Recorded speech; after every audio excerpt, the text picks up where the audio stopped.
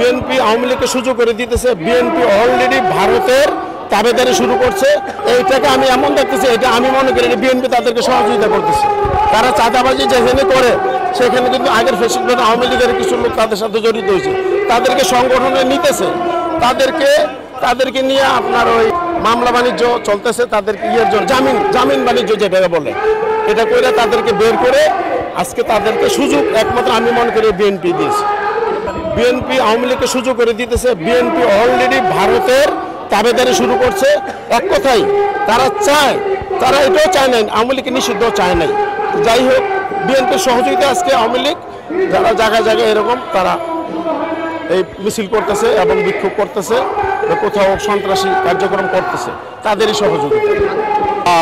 এই নিষিদ্ধ সংগঠনগুলো এদেশে মাথাচাড়া দিবে, এটা সম্পূর্ণ প্রশাসনের ব্যর্থতা। প্রশাসন এই বিষয়ে উদাসীন, প্রশাসনের এর দায়ভার নিতেই হবে। এই নিষিদ্ধ সংগঠনকে যখন এদেশের জনগণ মোকাবেলা করবে তখন কিন্তু প্রশাসন এর দায়ভার কোনোভাবেই এড়াতে পারবে না। আর এদেশে চাইলে নিষিদ্ধ সংগঠন বা তাদের নেতাকর্মীরা টুক মেরে চলে আসবে, ঢুকে পড়বে, এই স্বপ্ন দিনের বেলা দেখা ছাড়া আর কিছুই না। কারণ এদেশে এই নিষিদ্ধ সংগঠনকে কখনোই এদেশের জনগণ আর অ্যাকসেপ্ট করে নিবে না। কারণ তারা যা কিছু দেখিয়েছে এর হেসারত, এর প্রায়শ্চিত্ত করতে করতে তাদের জীবন যৌবন সব শেষ হয়ে যাবে।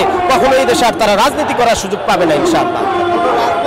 তাদের ইন্ধন দিচ্ছে কিনা বা তাদের ইন্ধনে তারা বের হতে সাহস পাচ্ছে। হ্যাঁ, এটা আমাদের আজকের এই কর্মসূচির অন্যতম একটি দাবি এটাও যে এই নিষিদ্ধ সংগঠনের সাথে যারা জড়িত ছিল, বিশেষ করে 14 দল জাতীয় পার্টি, এদেরকেও নিষিদ্ধ করতে হবে। এটা আজকে আমাদের এই প্রোগ্রামের কয়েক দফা দাবির ভিতরে এটাও অন্যতম একটি দাবি। 14 দল জাতীয় পার্টি এদেরকে নিষিদ্ধ করতে হবে এই জন্য যাতে করে কখনো ভবিষ্যতে কেউ এই ধরনের ফ্যাসিস্টদের সহযোগী হওয়ার কোনো রকমের সম্ভাবনা না থাকে এবং কেউ সাহস না দেখায়। এই জন্যই এদের বিরুদ্ধে এখন ব্যবস্থা নিতে হবে।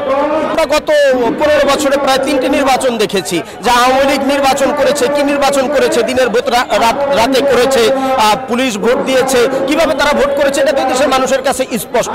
সুতরাং এমনিতেই তাদেরকে রাখলে ভোট কোনোভাবেই হবে না, তাদেরকে না রাখলে তো অর্ধেক ভোট হবে আর অর্ধেক বাহিরে থাকবে। আর তাদের তো এখন কোনো আজকে এই যে তারা চলে গেছে, জনগণের সাথে তাদের সম্পৃক্ততা কি? যে লোক দেশ ছেড়ে পালিয়ে যায় সে তো জনগণের জন্য কিছুই না। সুতরাং এটা যারা ভাবতেছে তারা ভুলের রাজ্যে বাস করছে, এটা নিয়ে কথা বলার মতো কিছু নেই।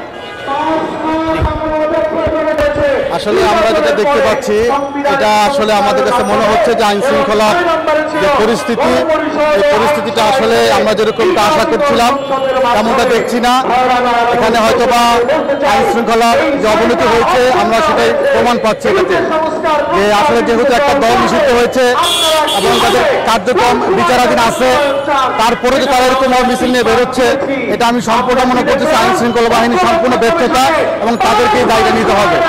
আসলে আমরা যারা রাজনৈতিক যে দলগুলো আছি, আমরা যদি আসলে সবাই ঐক্যবদ্ধ থাকি এবং এই ফ্যাসিস্ট আওয়ামী লীগের বিরুদ্ধে আমরা যারা এখন ইসলাম ইউনিয়ন সহ যে আমরা যে দলগুলো আছে, আমরা সবাই যদি ঐক্যবদ্ধভাবে আমরা ঐক্য থাকতে পারি, আসলে তারা ইনশাল্লাহ মাথা চালাতে থাকতে পারবে না ইনশাল্লাহ।